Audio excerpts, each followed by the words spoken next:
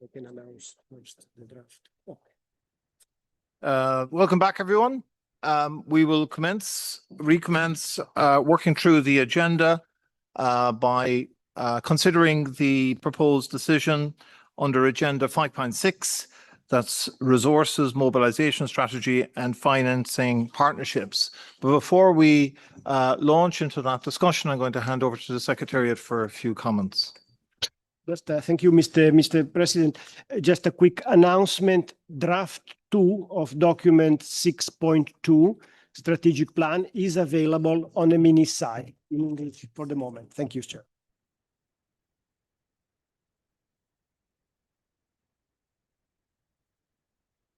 Thank you very much, Stefano.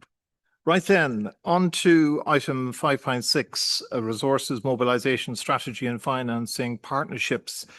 This involves one decision, draft decision 5.6/1, as I mentioned, and that is located in document 1, which is currently on its 4th draft. It is also associated with this item, we've item 5.6, which is an information document. And it's the same title, Resources, Mobilization Strategy and Finance Partnerships. So in order to present this particular item, I'm going to hand over to the Director of the Division of the Development of Partnerships and Programme Development, Daniel Cull. Over to you, Daniel. Thank you very much, Mr. Chair. So the decision in its original form basically noted the complementarity that was presented yesterday between soft cruise and the WMO Commons, and how we should, of course, not only complement each other, but also coordinate how we mobilize resources, how we support members, and how we work together. It also recognized the instrumental role of WMO in supporting the members to mobilize resources, whether through global mechanisms such as those just mentioned, or also through domestic processes that themselves actually often access international financing mechanisms. And then there was a final paragraph. If we scroll down, I'll sort of go through what was there already before going to the additions. If you go to paragraph currently number 4, acknowledges the WMO Commons as being of strategic importance, acknowledges what it is set out to do, what its objectives are, and supports or asks the Secretariat to continue to pursue it and to develop it and to use it as a critical tool for increased fundraising. So that was the original decision. That original text has not been changed. However, I would hand off to Mr. Nomura, to please describe the changes that are proposed by him. Thank you. Yes, thank you, Chair. First of all, I'd like to express my sincere appreciation for the dedicated effort of the Secretariat in securing external funding. Given the challenging financial circumstances of WMO, proactive efforts to obtain external funding, including a launch of the WMO Commons, are timely and essential. With that in mind, I'd like to make a couple of comments regarding proposed amendments, which are already reflected and displayed on the screen. The first point is about strengthening the governance of external funding. As reported in the INF document, the share of external funding in the overall WMO budget has been increasing.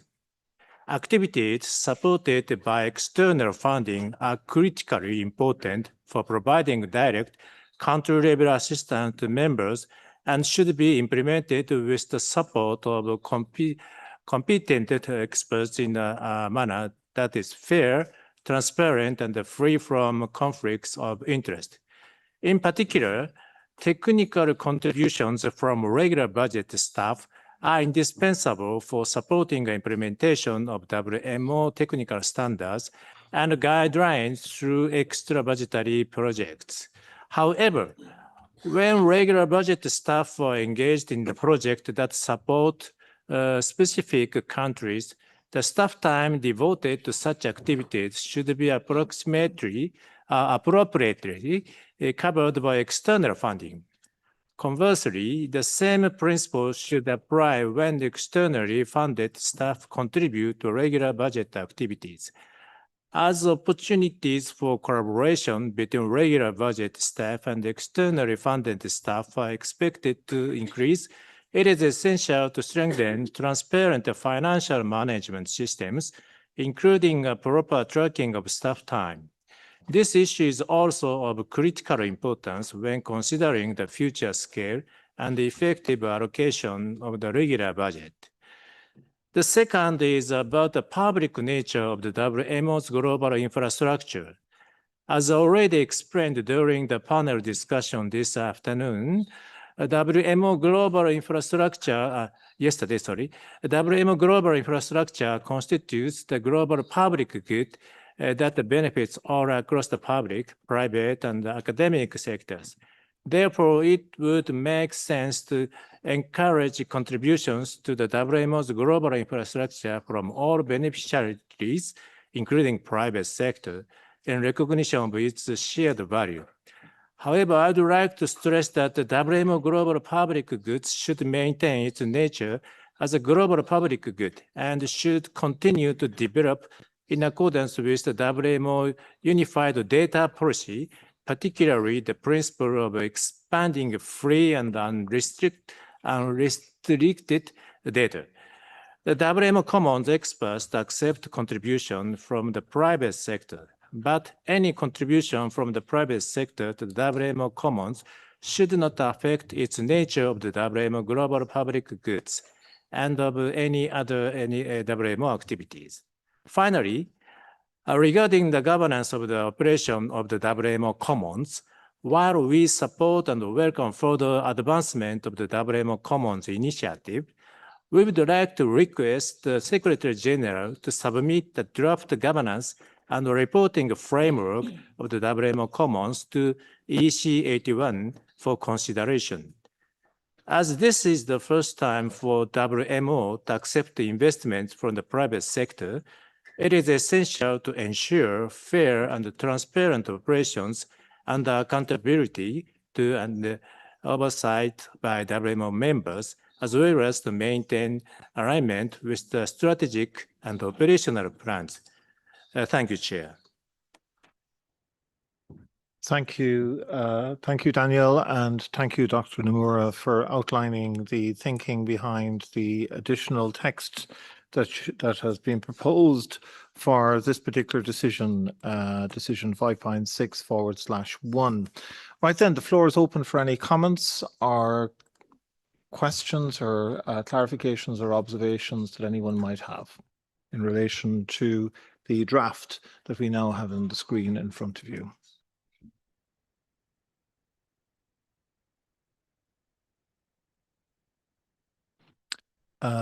Ken Graham. Thank you, Chair. I think I have just first a few general comments and then a comment particular to the text on screen. First, we'd just like to thank the Secretariat for the report on resource mobilization and financing partnerships. And then note we recognize the role that voluntary contributions and partnerships can play in supporting WMO activities and strengthening technical assistance to members. We encourage the WMO to maintain strong governance, transparency, and accountability frameworks for voluntary funding mechanisms, including the WMO Commons, and to demonstrate measurable results and value for money across its portfolio of voluntary funded activities. We also encourage continued coordination among the WMO, soft crews, development partners, and donors to maximize efficiency, reduce duplication, and strengthen impact. We support regular reporting to members regarding funding sources, resource allocation decisions, implementation outcomes, and lessons learned. And we also support efforts to ensure that voluntary funding mechanisms complement existing activities and remain aligned with WMO's core technical, scientific, and operational mandates. We believe transparency, accountability, effective oversight, and demonstrated results remain important to ensuring that resource mobilization efforts support the organization's priorities and long-term effectiveness. So those are just a few general comments. Specific to the text, I'd say just first that we're largely very supportive of the additions proposed by Dr. Nomura. And we apologize, we just haven't quite had a chance to connect with Dr. Nomura offline, but in paragraph 6, there's a reference to the global public good. We feel that that concept is not well defined or well understood, and so would suggest perhaps leaving the other additions intact, but potentially deleting or suggest deleting paragraph 6. And as well as the reference in paragraph 5. Okay, so we might strike through paragraph 6, and in paragraph 5, there's a reference to global public good.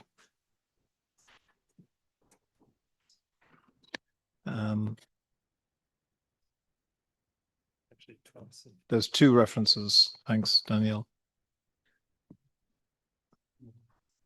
A global public good.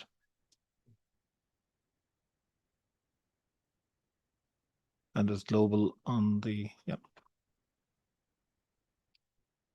Thank you very much.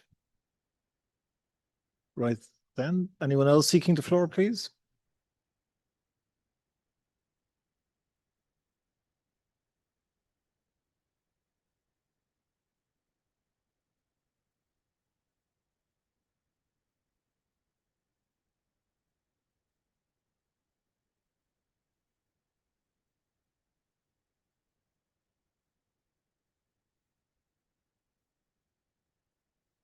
Yeah, so we're just going to have to recalibrate the language a little bit here, if that's okay. So I'm going to read out paragraph 5, and I'm going to try to see if we can improve the language, take into account the proposed intervention from Graham. So reaffirms the WMO global infrastructure.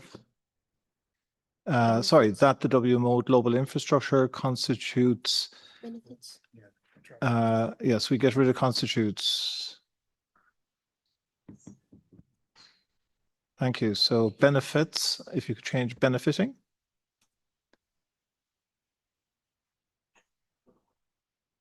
Thank you. All across the public, private, and academic sectors, and should maintain its nature. Can we get rid of the all? Because that's a little awkward. And benefits across the public, private, and academic sectors. Danielle, the microphone there. So propose to get rid of the all after benefits, because it just sounds a bit awkward. So benefits across the public, private, and academic sectors. And then I would propose dropping and should maintain its nature and rather go straight to in accordance with the WMO Unified Data Policy. I don't know. It's just trying to clean up the language, but I'm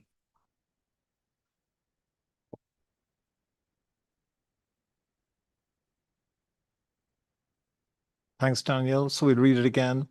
Reaffirms that the WMO global infrastructure benefits across, we need the across, benefits the public, private, and academic sectors and should maintain its nature in accordance with the WMO and UDP, etc. So we can get rid of the of after nature.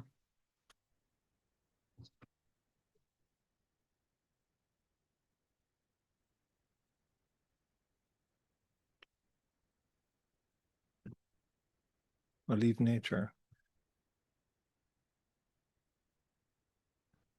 So if you could leave, you've deleted and should maintain its nature. If you could undelete and should maintain its nature, please.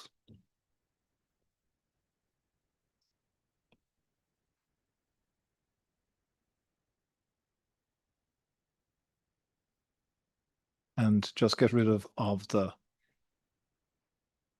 Thank you.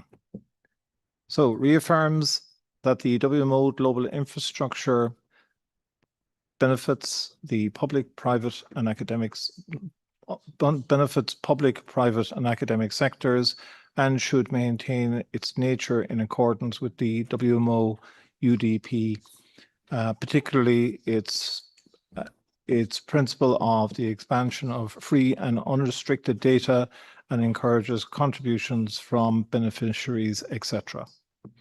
That's the suggested change to paragraph 5, and we've a proposed deletion from Graham in relation to the new paragraph 6 that was proposed by Nomura. Floor is open for any comments, etc., interventions.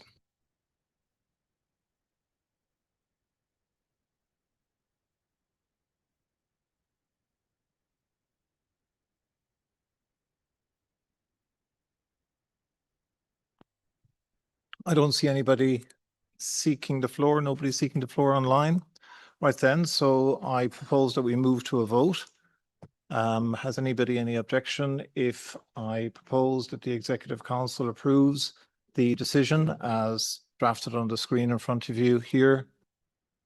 I'm seeing nodding. Okay, so the decision 5.6/1 as presented here is approved by Executive Council. Thank you very much.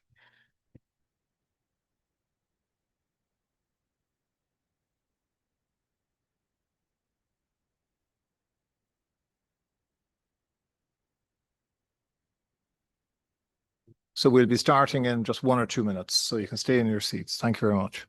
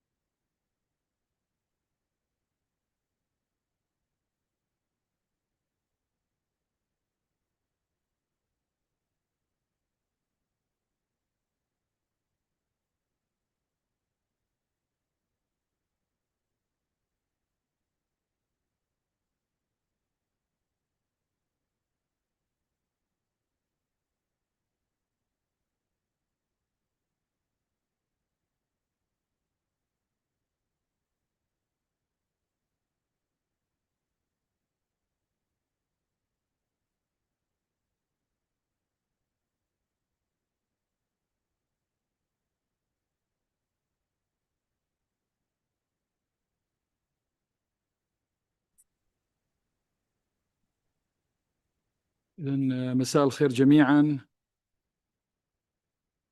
يسرني أن أعلن الفائز بجائزة المنظمة الدولية للأرصاد الجوية هي السيدة فلورنس رابير، وادعو الفائزة إلى إلقاء محاضرتها العلمية خلال الجلسة 20 للمؤتمر العالمي للأرصاد الجوية.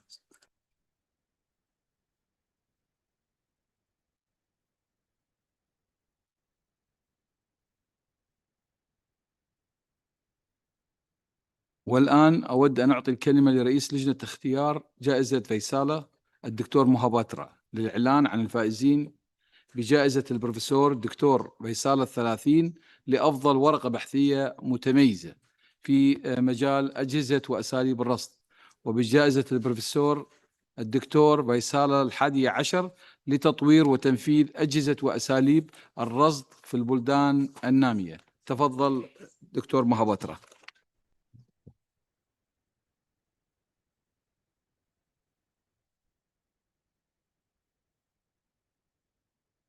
Good afternoon, good day to all of you. Thank you, Mr. President.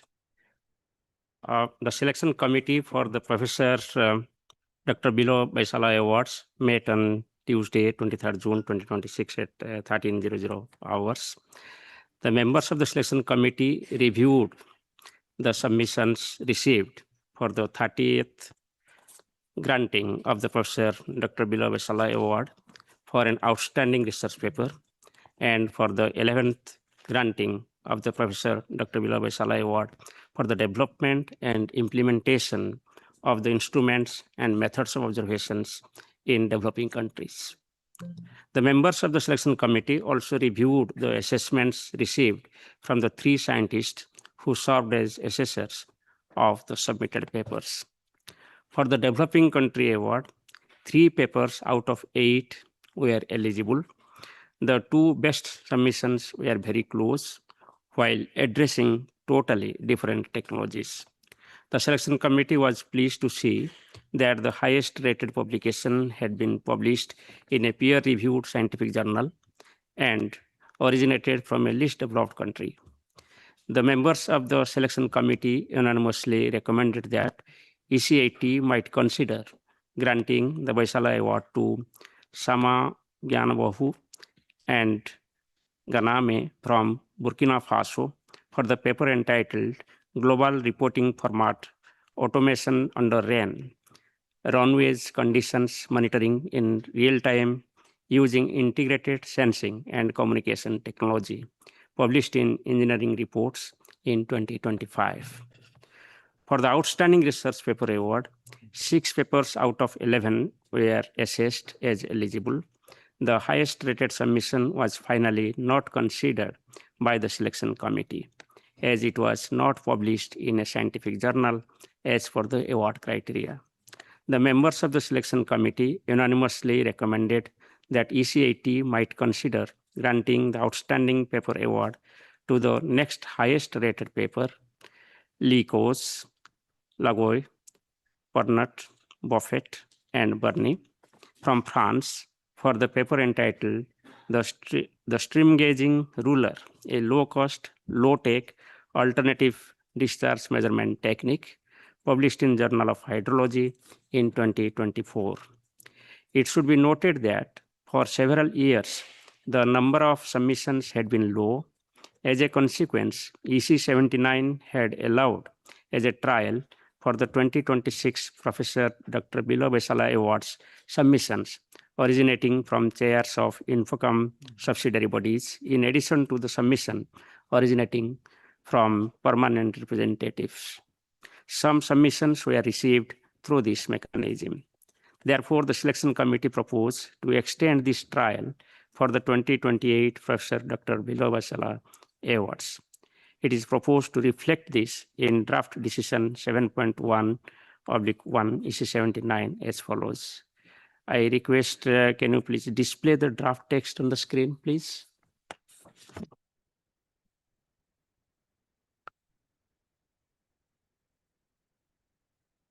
Yeah, text may be displayed.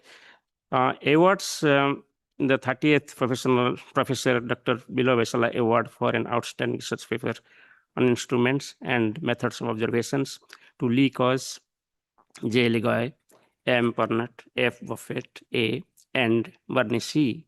from France for the paper entitled The Stream Gauging Ruler, a Low-Cost, Low-Take Alternative Discharge Measurement Technique, published in Journal of Hydrology, 642 P 131887, 2024. Awards: the 11th Professor Dr. Bila Vaisala Award for the development and implementation of the instruments and methods of observations in developing countries to J. Dono Sama, Dwa Len Yanabahu, Ali Ganame, all Burkina Faso, for the paper entitled Global Reporting Format Automation under RAIN, Runways Conditions Monitoring in Real Time using Integrated Sensing and Communication Technology, published in Engineering Reports 7 E70043, 2025. Further, allows to extend the trial implemented for the 2026 Professor Dr. Bila Vaisala Awards towards obtaining more submissions from a wider range of members, allowing submissions originating from chairs of INFCOM, subsidiary bodies, standing committees, advisory groups, expert teams, and task teams, provided they are not authors or co-authors of the submitted papers. Thank you. شكرا لك دكتور مهاباترا، ونبارك للفائزين بجائزتين.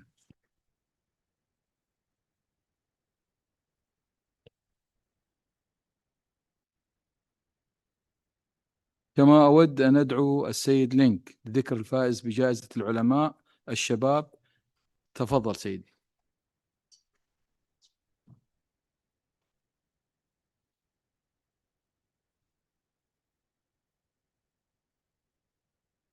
Said Link. Good afternoon, Chair. Thank you for giving me the floor. I'd like to note that the committee met on Tuesday afternoon to consider the candidates for this award. Can you go to the next slide, please? And the members of the committee, we are missing some of the members because of changes in leadership in the National Meteorological Services and the PRs who would be members of the council. And those would not be defined until later. So our committee was a smaller committee than usual. We had the help of the Secretariat, Dr. Veronique Boucher and Ms. Kate Salazo. Next slide, please. We received 27 nominations to the Secretariat from 5 regions. And following the regional evaluation process, 4 high-quality papers were nominated by the presidents of regional associations 2, 4, 5, and 6, and submitted then to the selection committee for final consideration. And those 4 nominees are listed here: Dr. Hong Yi Shuao, Dr. Shoyan Pandey, and Dr. Valentine Dallery, Dr. Jordan Brook, and Dr. Victor Jacques Hugo Trees from the respective regional associations. Next slide, please. So we are very pleased to announce that following the criteria that were specified for this award based on significance of the topic, novelty of the study, value of the research, the results, and quality of the presentation, the committee unanimously selected as winners for this year's 2026 WMO Research Award for Young Scientists, Dr. Shoyan Pandey and Dr. Valentine Delary of Canada. They co-authored the paper entitled Applications of High-Order Direct Flux Reconstruction and Stiffness Resilient Time Integration to Simulations of Idealized Atmospheric Flows. Why is this important? It's a mouthful. This paper introduces a novel proof-of-concept dynamical core that addresses the important need for next-generation atmospheric forecast models that are both highly accurate and computationally efficient for exascale computing. It was considered by the selection committee to be a very high quality and having significant value for future applications in numerical weather prediction by laying the groundwork or the foundation for atmospheric dynamical cores that can fully exploit modern supercomputing architectures.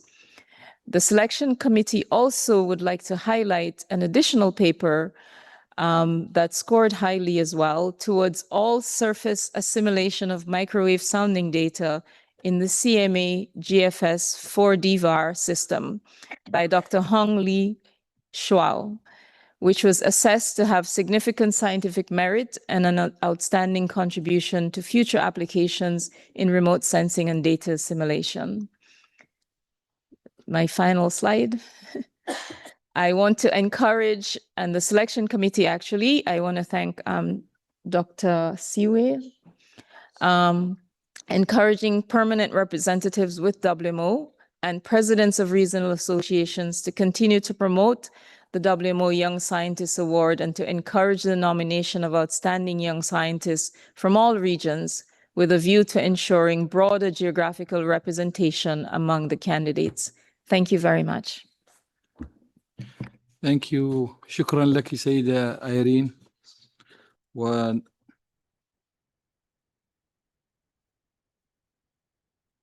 بهذا أود أن أدعو السيدة جوزيفينا لعرض الجزء المتعلق بميدالية جائزة المنظمة الدولية للأرصاد الجوية من مسودة مشروع القرار 5-2-1. تفضلي سيدة جوزيفين. Thank you, Mr. President, and members will see that you have there a draft decision with two options. I would like to give you some background. These two options were drafted upon request by the Bureau to prepare a draft decision that would adjust the IMO price medal specifications to the current situation. As you may all recall, the origins of the IMO price, it started in 1956, and the 8th session of the Executive Council established the detailed modalities, which included that the prize would consist of a gold medal, a monetary award, and a certificate, as you saw today. But throughout the years, we have seen that the IMO medal and the price of gold have made the price of the medal increase substantially. So just to provide an example, in 2019, the medal alone cost 8,900 Swiss francs, and in 2026 it cost 19,409 Swiss francs. So the increase has been consistent. It's more than 110% increase since 2019, substantially exceeding the original budget assumptions. Also, as you may recall, originally the IMO price was paid through the IMO fund, but this fund expired in 2011, so it is now sustained by the regular budget of the organization, which also, of course, not only covers the medal, but the travel of the laureate, of the winner, as well as the monetary prize and all the other costs involving the ceremony. So having looked at all this, the Secretariat drafted two options, and I must say that I have discussed briefly the two options that you have before you with the President and the Vice President, and I would certainly invite the Council to look at option A, which is a bit more prescriptive, but it would allow the medal to still preserve its original characteristics, to ensure that it's a good quality gold medal, as it was the intention. So I would invite you, of course, there are two options, but in conversation with President and Vice President, at least what they have conveyed is that they would think that option A might be more similar to what was the intention when the price was first created. Thank you. Thank you, Josephina. Now الآن المجال مفتوح لأي تعليقات عن 5-2-1.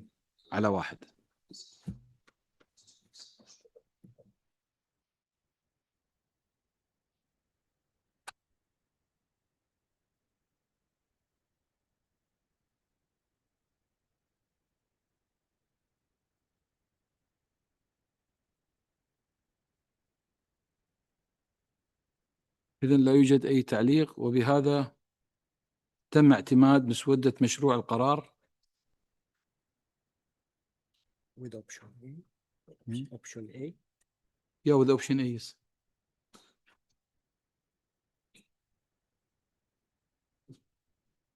هل يوجد أي تعليق على اختيار ألف؟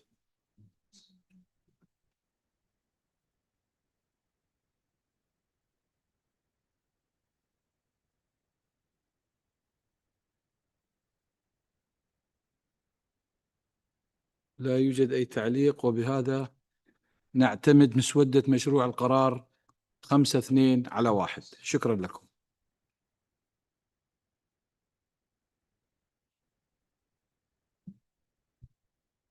Let's start real business now.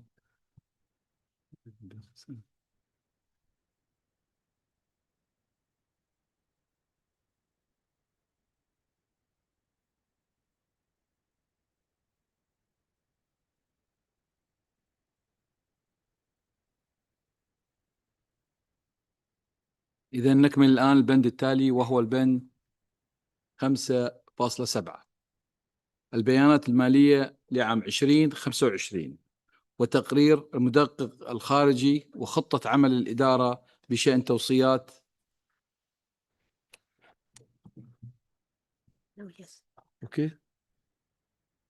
بشأن توصيات المدقق الخارجي. ويتضمن هذا البند ما يلي: الوثيقة 5.7 البيانات المالية لعام 2025 وتقرير المدقق الخارجي وخطة عمل الإدارة بشأن توصيات المدقق الخارجي. مسودة مشروع القرار 5.7/1. وثيقة المعلومات 5.7 1 بين قوسين البيانات المالية لعام 2025. وثيقة المعلومات 5.7 2 بين قوسين حالة اشتراكات الأعضاء والوضع المالي للمنظمة العالمية للأرصاد الجوية. وثيقة المعلومات 5.7 3 بين قوسين تقرير المدقق الخارجي. وثيقة المعلومات 5.7 4 بين قوسين خطة عمل الإدارة بشأن توصيات المدقق الخارجي. وثيقة المعلومات 5 بين قوسين تقرير رئيس اللجنة الاستشارية المالية. أولا أود أن أعطي الكلمة للمدقق الخارجي لتقديم التقرير. تفضل.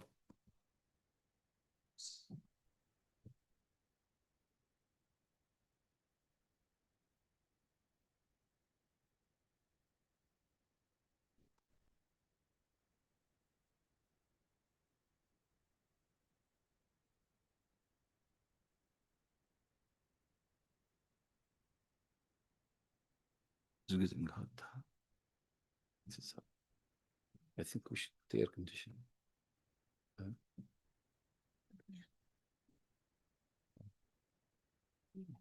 Nobody knows.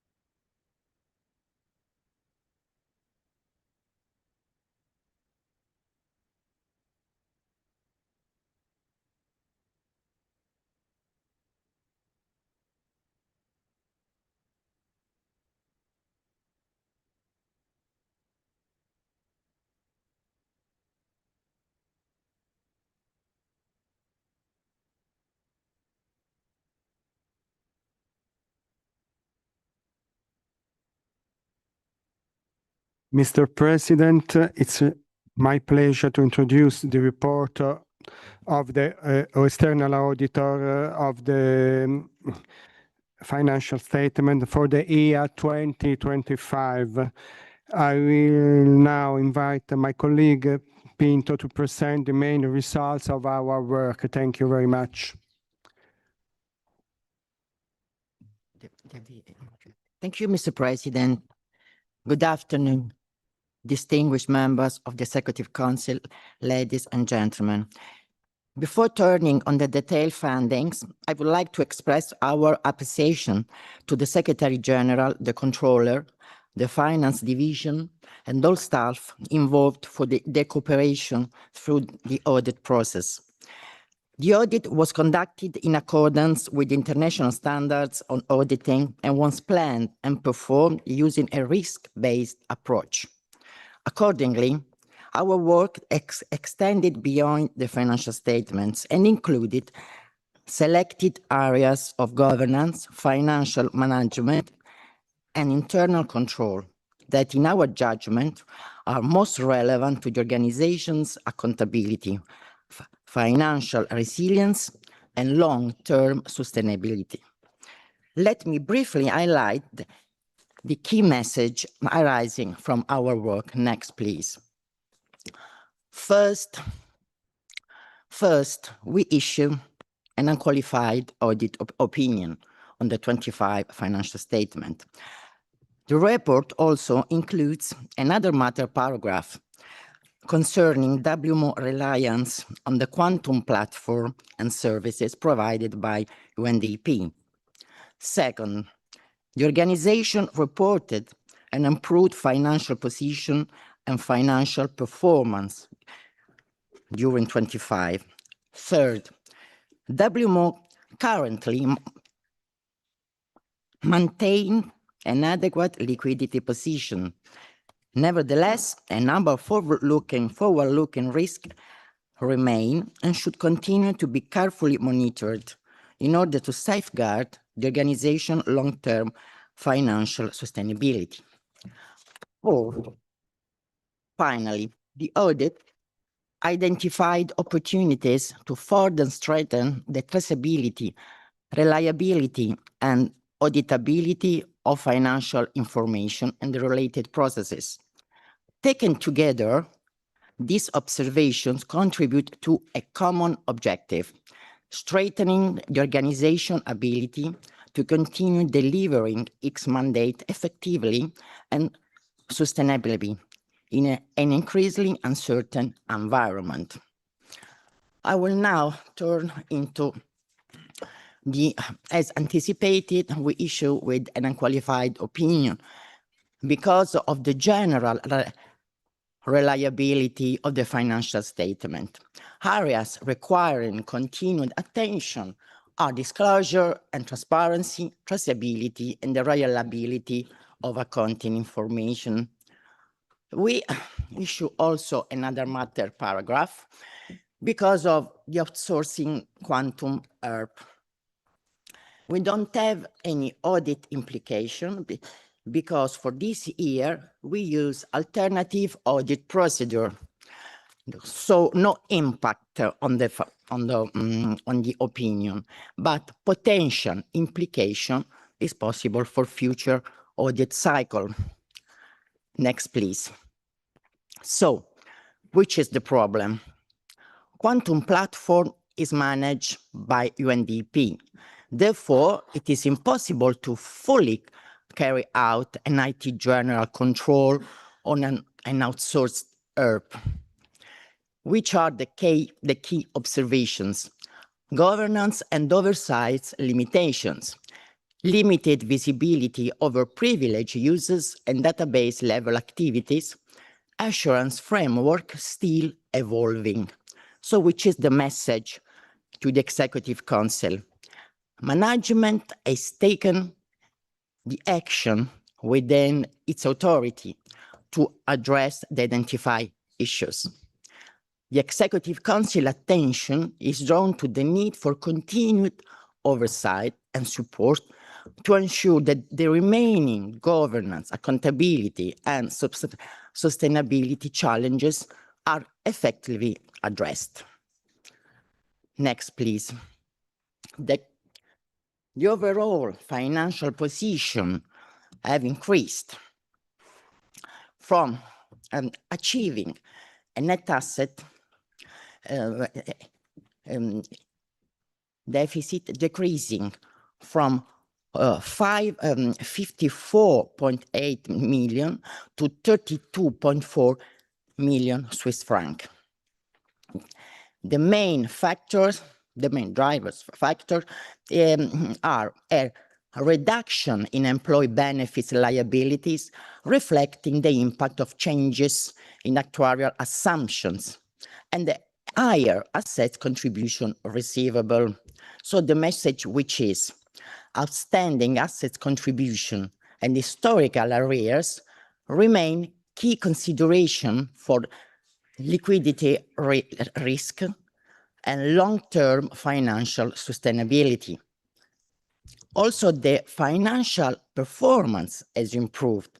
The improved is broadly consistent with the expenditure containment measures implementing during the 25, at around the 8% or less expenditure.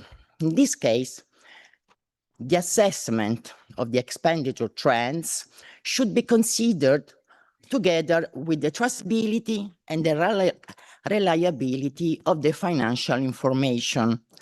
In particular, we have assessed the necessity of implementing the financial information and its reliability in the building-related expenditures. Next, please. So, the main audit result of the 25, we issue with the 18 recommendations, 3 related to IT environment.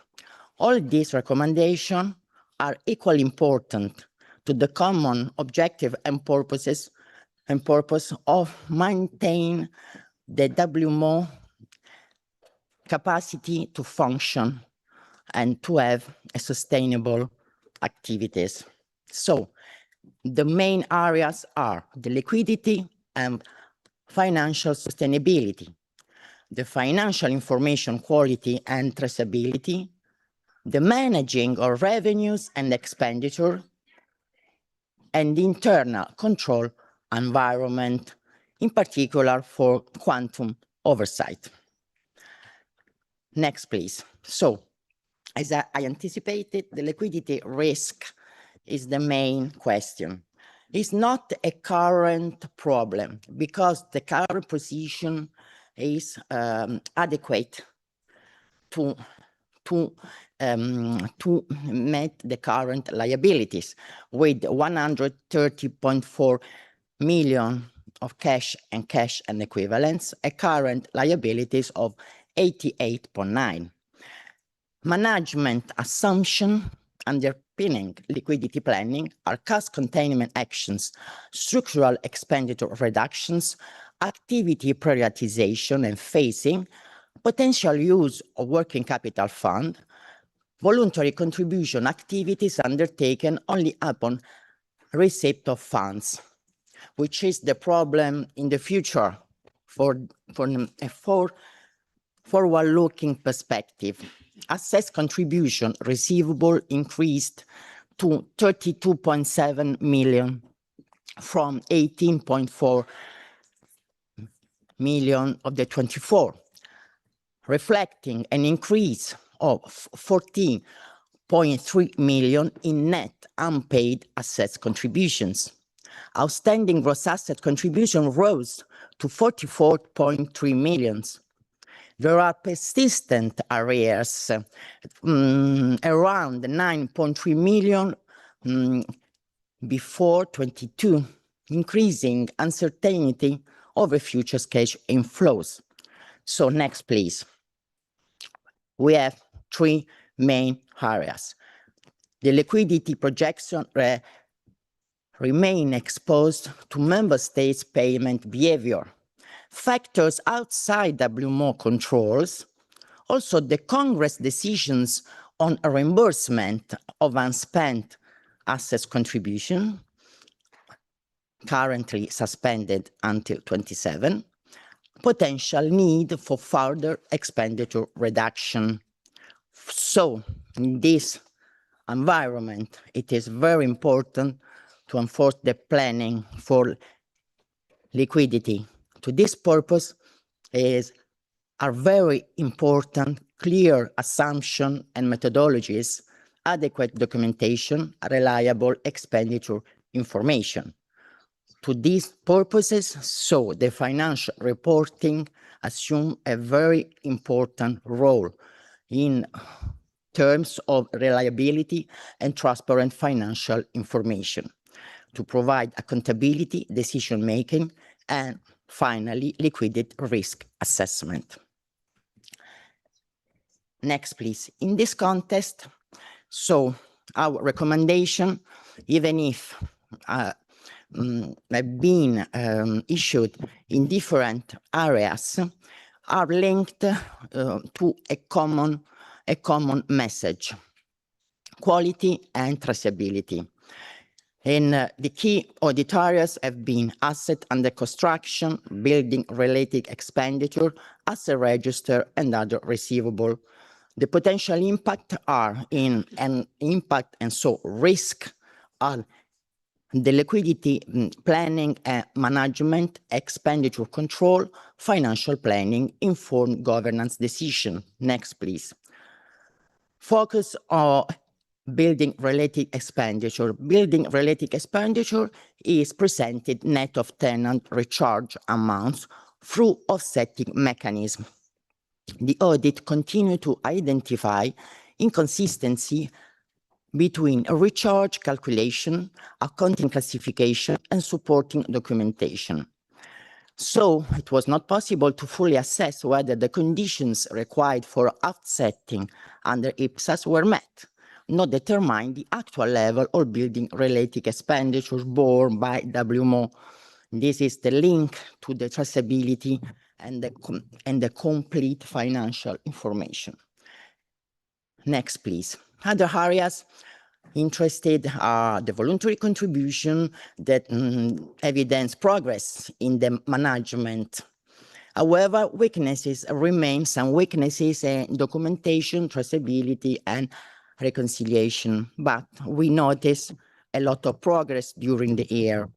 Travel, we still note weaknesses in travel planning, supporting documentation, and so accountability. Even in the procurement implementing partners field, there is an overall compliant and operationally sound, but weaknesses still found in governance, competition and value for money, and exception non-competitive hours. And even in these areas, the common underlying themes are governance and accountability, traceability, consistency between operational and financial records. Each of them are important to inform decision-making. Next, please. The other area is the internal control system. The establishment of the control function represents a significant step in strengthening the internal control framework. Further refinement is needed to ensure effective segregation between first and second line responsibility. In this environment, also the establishment of a general exception register is a positive development. Even in this case, further enhancement is needed to strengthen governance and oversight of exception management. Next, please. We perform also an IT audit for the IT general control, payrolls, and pool treasury, and the general governance and operative the effectiveness of governance and operating. We speak about the necessity of implementing the possibility to governance the outsourced HERP system in another matter. The general consideration are positive. We also perform cybersecurity follow-up in data migration to quantum. And we have concluded with a complete and reliable positive implementation. Which are the key message? It is necessary broader governance of the outsourced IT services with a focus on strengthening controls and responsibilities by the end of the next financial year. And a key message is the work performed shows a system that is evolving with a meaningful progress in the areas reviewed and some governance aspects that should continue to be monitored. Next, please. We follow up also the recommendation, the implementation of the recommendation, the suggestion issued from the 20 to the 24, and there is an overall positive progress with 24 out of 45 recommendations either closed or supersede. Which are the outstanding main areas? As I said, asset management and building expenditures, tenants recharge mechanism, voluntary contribution, project reporting and agreements, HR and non-staff management, procurement, and internal control frameworks. We issue also a follow-up, next please, thanks, the final, on the regional and the representative offices, because we make a report in the 24 and we make the follow-up. We have closed 7 over 15 recommendation, 1 recommendation supersede, and 2 over 5 suggestions closed. Since the issuance of that report, WMO, as you know, has implemented a broader organizational reform affecting governance, coordination, and reporting arrangement between the headquarters and the regional offices. So, one of the key measures is the establishment of a regional coordination office. So the concrete effects of this reform will be assessed in future audit cycle. Thank you for the attention. شكرا لك سيدتي. الندق الخارجي، المجال مفتوح لطرح تعليقاتكم وأسئلتكم، تفضلوا.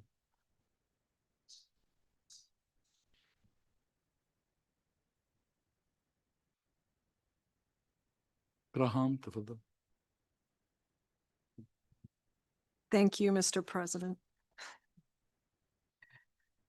We note the external auditor's unqualified opinion on the 2025 financial statements and the progress reflected in the management action plan. As we've already discussed at FINAC, we expect continued implementation of outstanding audit recommendations. In particular, we look forward to the Secretariat's efforts to strengthen governance and assurance arrangements associated with the Quantum ERP platform managed by UNDP, including transparency regarding costs, controls, and oversight responsibilities. In general, we support the use of UN shared services, but believe this issue of quantum oversight deserves attention. We underscore that strong governance, accountability, transparency, and effective internal controls remain important to ensuring WMO can efficiently and effectively deliver on its mandate. Thank you. شكرا لك سيدتي.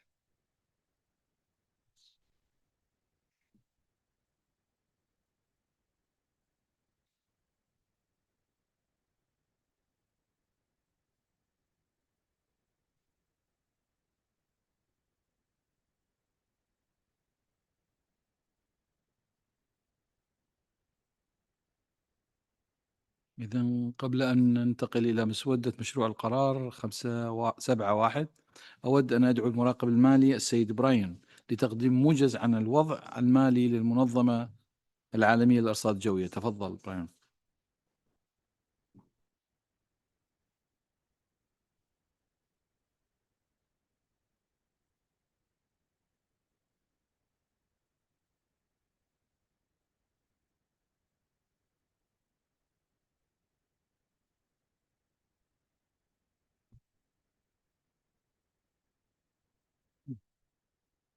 Thank you, Mr. President. I think there's one issue that I want to clarify, and that is about the quantum ERP.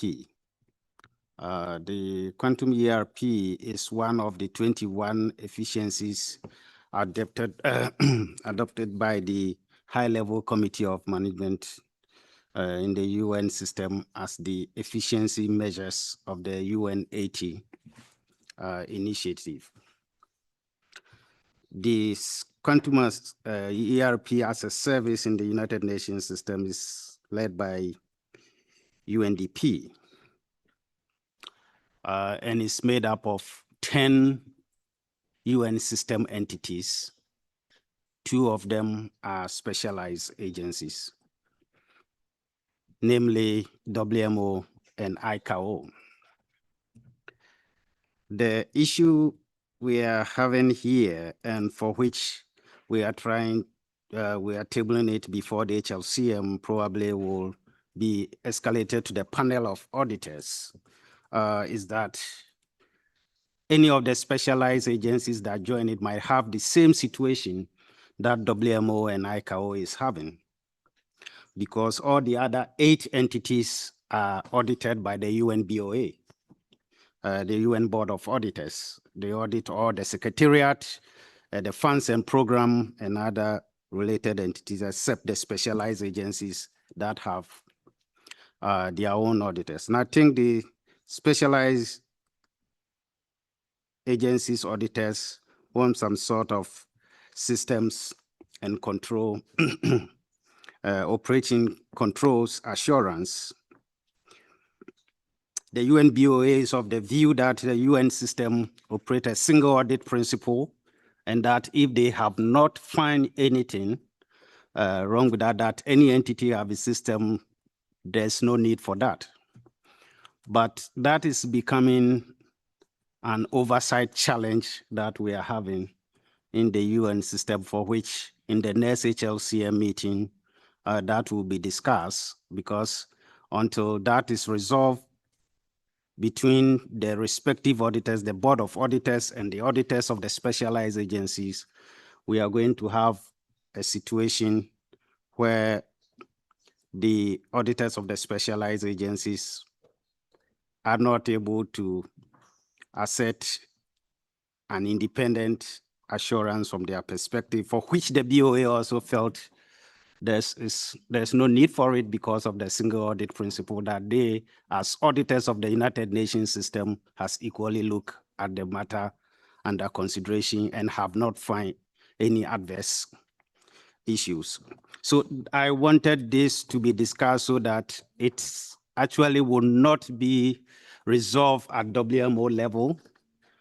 Subsequent to the governing meeting of ICAO, the Executive Council have instructed the agency to issue the formal letter to the BOA and UNDP expressing concern about this, and we are also reinforcing this and table this before the HLCM in the next HLCM meeting. But just for you to know where the context of this, if this is not resolved by the next audit, this same issue might find itself back again between ICAO and WMO, whilst all the 8 entities are audited by the same board, and so there's no issue. So just to bring a context into this.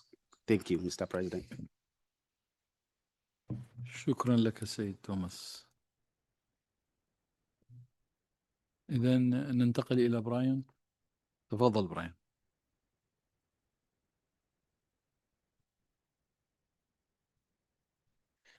Thank you very much. So in FINAC, we talked through the financial statements and the management action plan, and the FINAC made recommendations to adopt the resolution as drafted.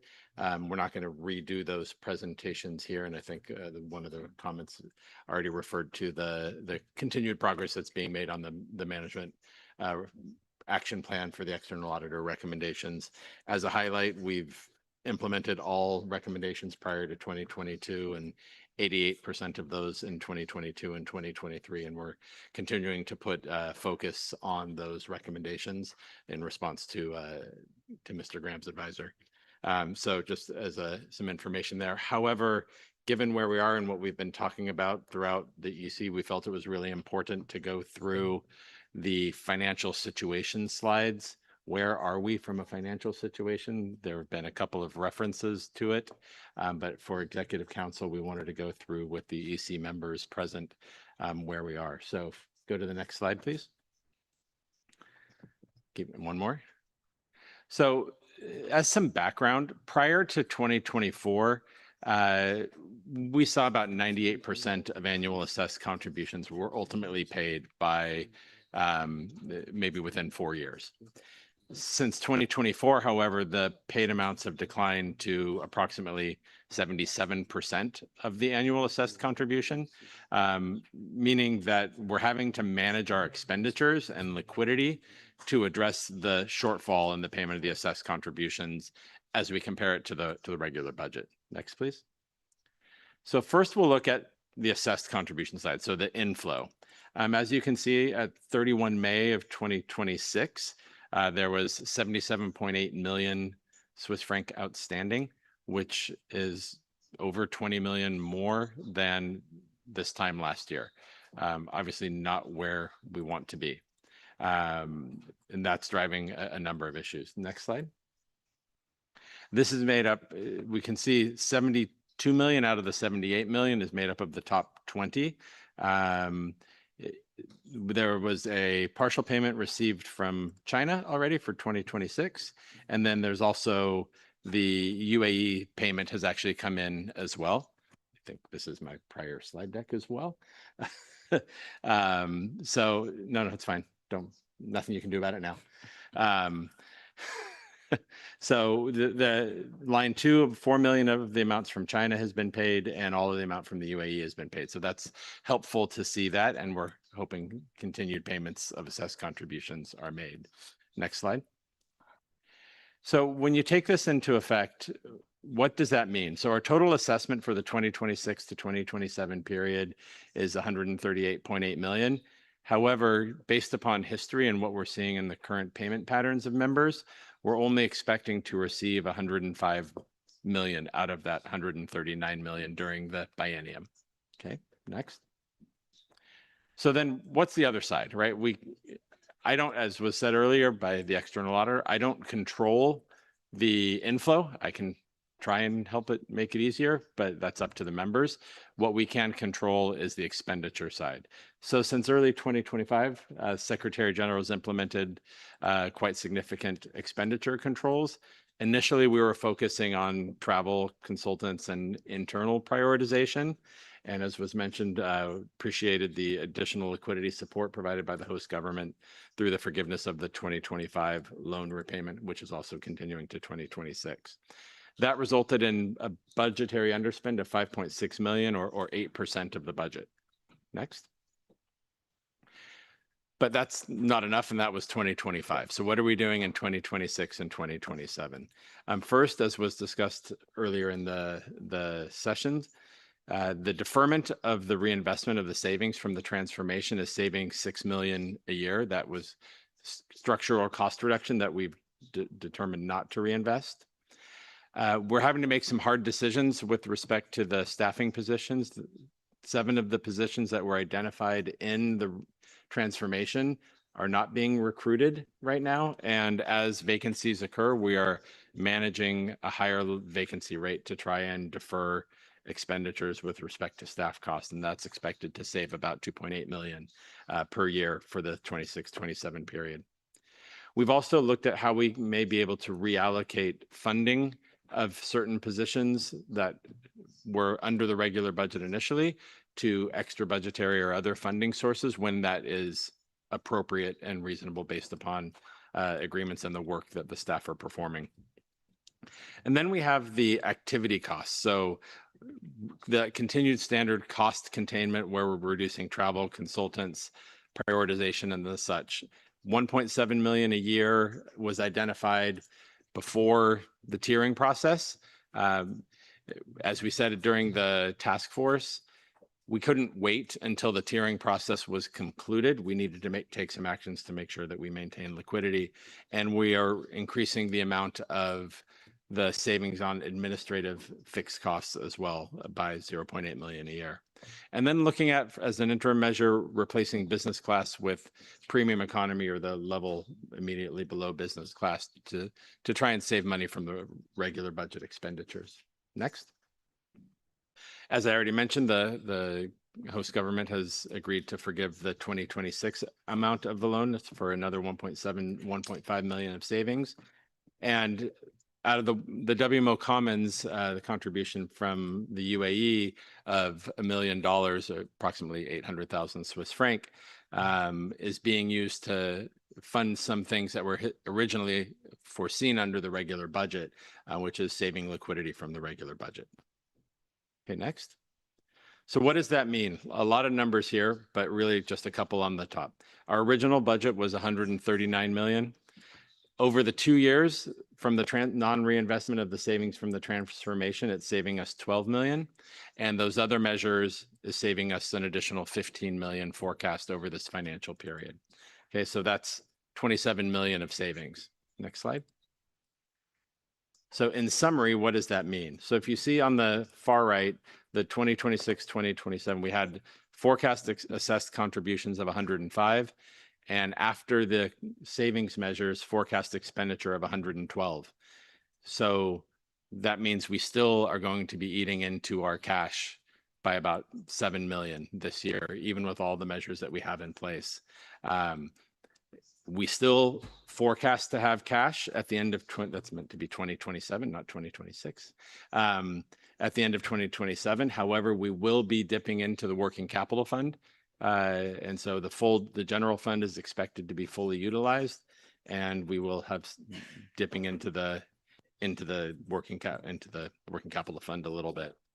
That means we still need to go through the prioritization process and save around 10 million, as was defined already during the presentation on yesterday morning. Next. Just a visual representation thereof. And I think that is all from me on this slide. Thank you. شكرا براين. والآن المجال مفتوح لتعليقاتكم أو طرح الأسئلة.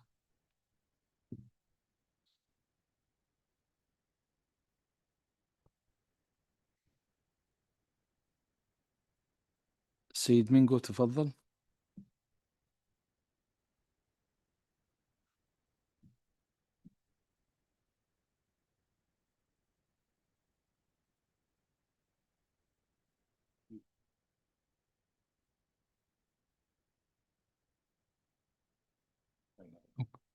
سيد مينغو.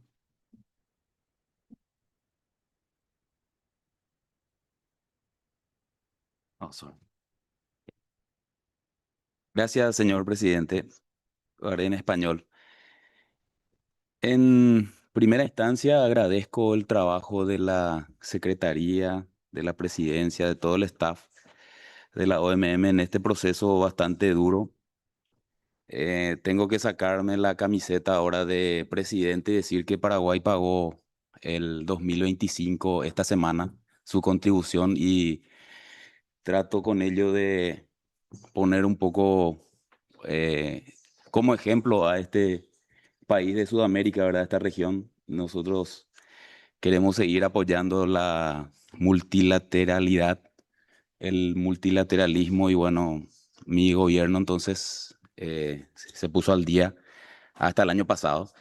Y lo otro es estos esfuerzos conjuntos creo que deben tener una fuerza mayor, no solamente en los procesos documentales, sino que recordemos que la OMM sigue y debe seguir siendo el puntal para todos los servicios meteorológicos e hidrológicos nacionales.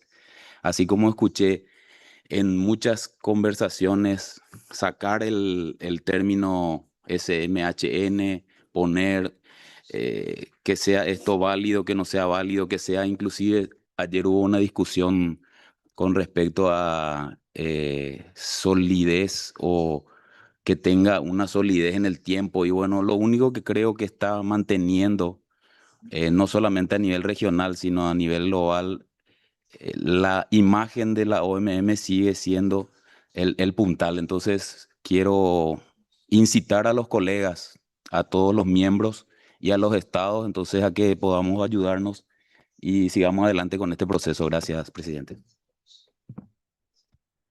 شكرا لك سيدي شكرا.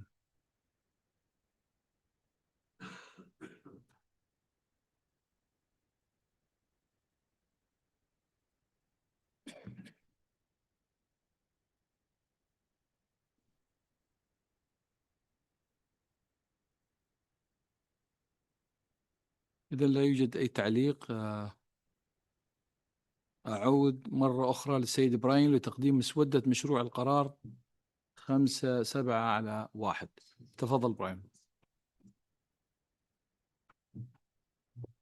Thank you, Mr. President. Why they pull it up, just to embrace the spirit of accountability. The issue with the slides was mine. Somehow the edits didn't save. So nothing wrong with the conference team. They're doing a perfect job. The mistake was mine for not saving those edits. So my apologies. If we can pull up 5-7, Doc 5-7.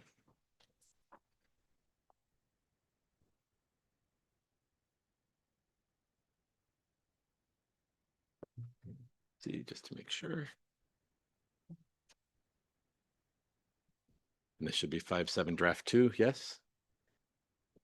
Okay, great. So there were really no substantive, there was only one substantive edit to the document. So first of all, notes the unqualified opinion, noting the actions that are taken to implement the external auditor recommendations, approves the audited financial statements as was requested by FINEC, and requests the Secretary General to both transmit the financial statements, so request 1, together with the SG's report and the EA's report to members, and to continue to report on progress on the implementation. So one of the elements within the FINEC report was obviously what we just talked about, the increasing status or increasing level of outstanding assessed contributions, and the FINEC report requests EC to note that increasing level as a concern. And so that is done here. The only edit is within this paragraph, where the President of Regional Association 2 has added the text. So after including the continued deterioration of the level of payments of assessed contributions as compared to prior years, paradoxically, at a time when the role of the organization is increasingly relevant nationally and internationally. So just noting with concern and putting a little more context behind that. And then finalizing with urging members to pay their outstanding assessed contributions. Thank you. شكرا إبراهيم. إذن هل يوجد تعليق على كل من الوثيقة 5-7/7 ومسودة مشروع القرار 5.7/1؟ The request for proposal.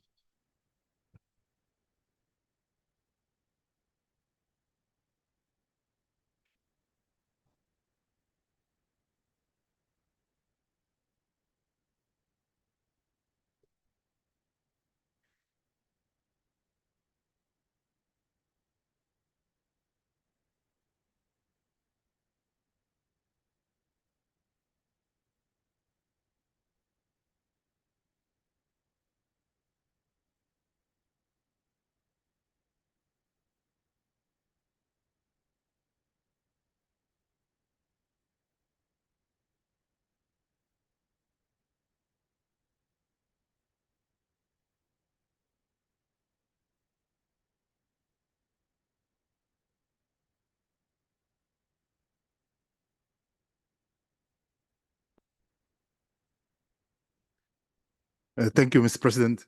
Before you adopt this resolution, I would like to take the opportunity to thank the Secretary General and also the staff the Secretariat for their involvement and also for the work in these difficult times that are presenting us a very good view of the financial consequences and how they have dealt with it.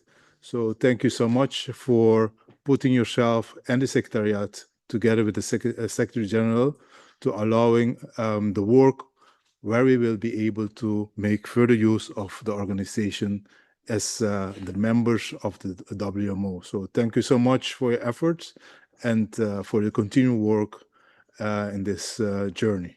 Thank you so much, Mr. President. شكرا لك سيدي، شكرا.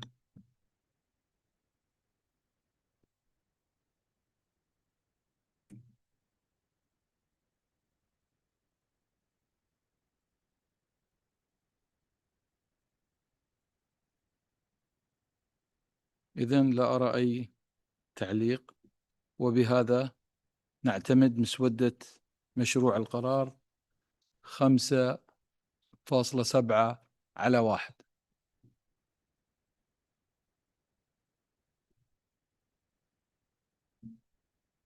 والآن يمكن للمدقق الخارجي المغادرة. شكرا لكم، شكرا.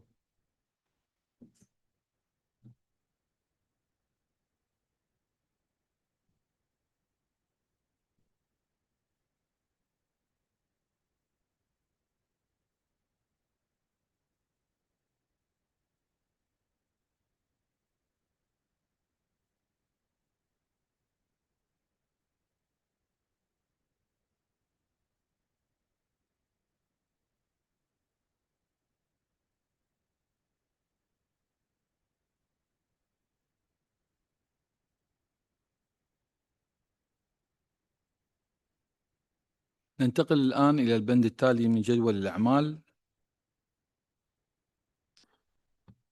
البند 5.8 مراجعة الطلبات المقدمة للمدقق الخارجي للمنظمة العالمية للأرصاد الجوية 2028 حتى 2031، والذي سيتم تضمينه في الوثيقة 1. الملخص العام جدول الأعمال وتنظيم الجلسة، ويتضمن أيضا مسودة مشروع القرار 5.8/1. الآن أدعو سيد إبراهيم كوفر لتقديم مسودة مشروع القرار 5.8/1. تفضل إبراهيم. Thank you very much. If you could pull the presentation up for 5.8, please. Okay, next slide. So today we will be talking about the review of the request for proposal for the external auditors. So there's a circular letter that has been prepared, and we'll walk through what the proposal includes and what the process looks like. There were a couple of edits to the request for proposals that came out of FINEC, and I'll talk through those quickly as well. Next slide. So what is the basis? Why are we doing this? The rules allow for the external auditor to serve 2 consecutive terms. The Corte dei Conti, our current auditor, who you just heard from, is in the middle of their 2nd consecutive term, which will end 30th of June 2028, and they're not eligible to continue for another term. The EC Rules of Procedure, Article 8, define the process that needs to be followed in the selection. And the request for proposals is prepared by the Secretariat and reviewed by the Audit and Oversight Committee and FINEC before it comes to Executive Council. During this process, the selection criteria and required experience were reviewed and updated. We'd been carrying them forward for a number of years, and they needed some updating. And then FINEC added 2 components. One, adding an expectation and a request for clarification as to how the external auditor prioritizes their recommendations, as that's been a recurring theme, primarily coming through FINEC, that those recommendations be prioritized. And then eliminating business class travel for external auditors while performing audit functions for WMO. So the call for proposals was updated to incorporate those 2 components, and the INF document was updated, and that was published yesterday. So the selection criteria they used to be 3, the first 3. We want our auditors to have experience auditing financial statements prepared with an IPSAS basis, the International Public Sector Accounting Standards, that they have experience auditing international and UN system organizations. And I think this is an important point to stop at for a second. This discussion about assurance over quantum is a key component of why we need to make sure that there is this understanding of how the UN system works and how to interact with other UN system auditors. Experience auditing financial statements prepared on the ERP system.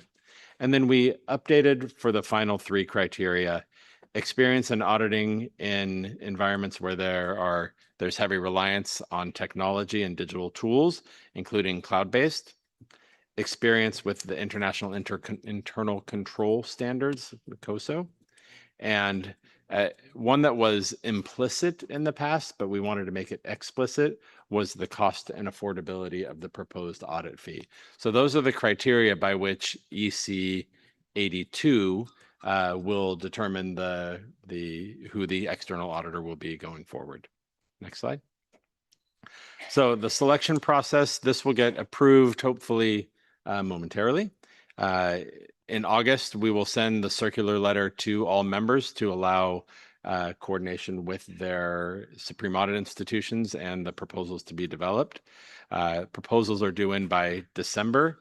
And for the May Audit and Oversight Committee, we will prepare a summary of the audit proposals for the Audit and Oversight Committee to review.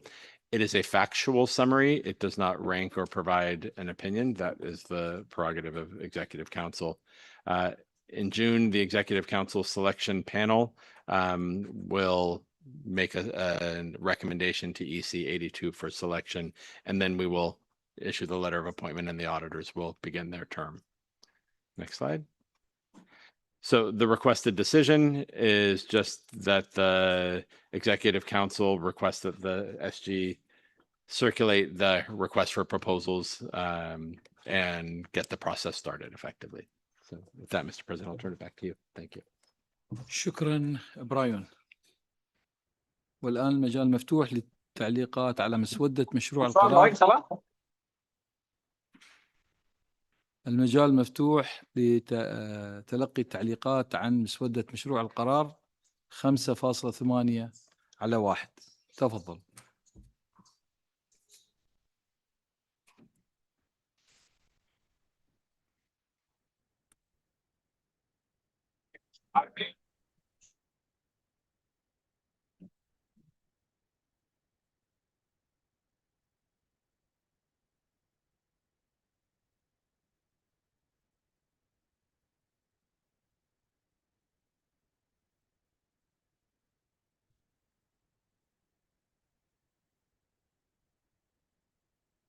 بهذا يمكن أن يتم اعتماد مسودة مشروع القرار 5.8/1.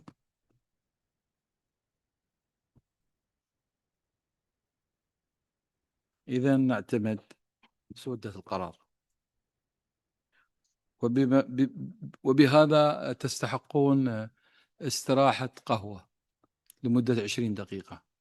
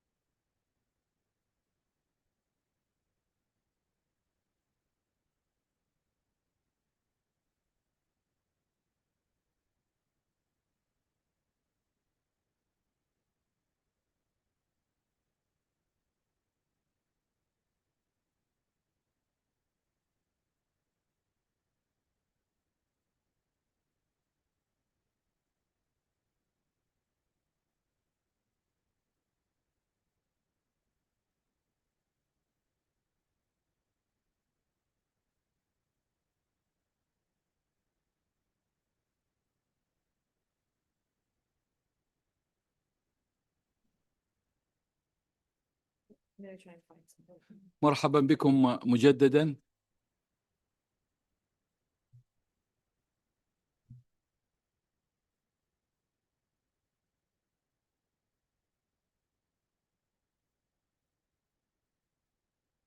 أود أن أدعو الآن الدكتور رور سكالين رئيس اللجنة المعنية بالخطة الاستراتيجية لتقديم موجز عن المرفق الثاني من الوثيقة 6.2.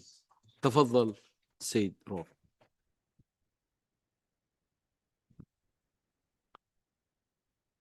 Thank you very much, Mr. President. So the Sessional Committee on the Draft Strategic Plan 2028-2031 met twice yesterday. First, we met in this room from approximately 14:30 to 15:30. And then we met in Salby from 1700 until 1840.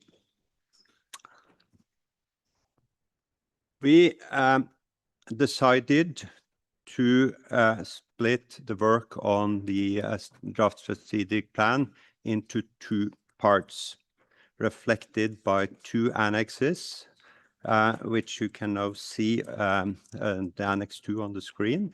And I also encourage you to download the draft that was posted today.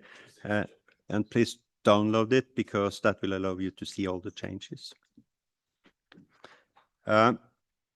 So yes, we decided to split it into two annexes. The first annex contains the mission, vision, core values, and text that puts the work of WMO into a broader context. The second annex, Annex number 2, which you see on the screen, is the results framework, which contains long-term goals, strategic objectives, and focus areas. We decided to treat these two parts independently, starting with Annex 2. That will, if we can agree on Annex 2, that will allow the Secretariat to continue to work on the operating plan and the budget for the next period, 2028 to 2031. These documents should be ready for submission to the members 6 months ahead of Congress, so it's quite urgent that we can agree on the Annex 2. And we also saw a possibility to find consensus on Annex 2.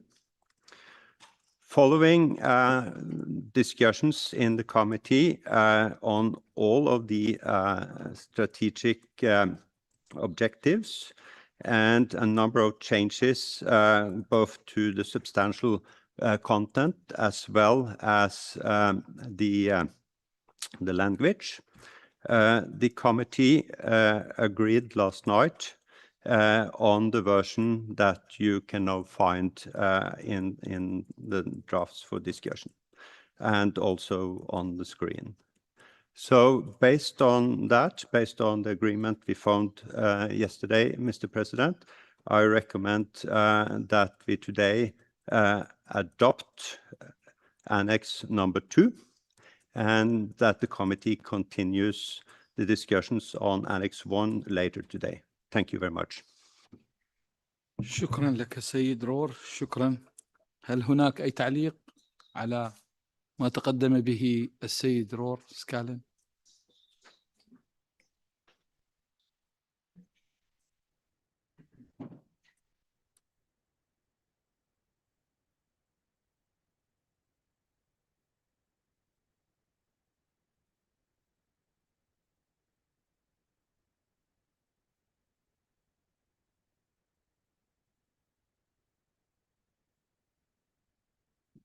هذا جميل جدا. وبهذا إذا نعتمد المرفق الثاني من الوثيقة 6.2 ولم يتم مناقشته غدا.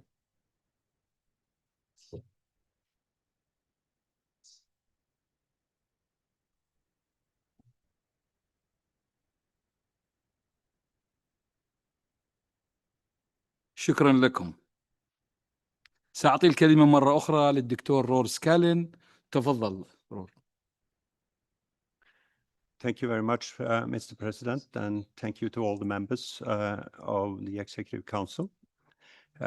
As I understand from the Secretariat, there will be no further official meetings of the Executive Council today, which means that the drafting or the sessional committee on the draft strategic plan can continue its work on Annex 1. And since we have some extra time and also extra time with interpreters, we will continue in this room at 16:15, so in 8 minutes. Thank you very much. شكرا لك رور، وتستحقون القاعة هذه. إذن سأعطي الكلمة للإعلانات. تفضل. Thank you, Mr. President. No announcement. That was the announcement we were going to make. Thank you. شكرا لك. إذن أعلن اختتام الجلسة المسائية لهذا اليوم، والبوديوم لك سيد رور. شكرا لكم. شكرا.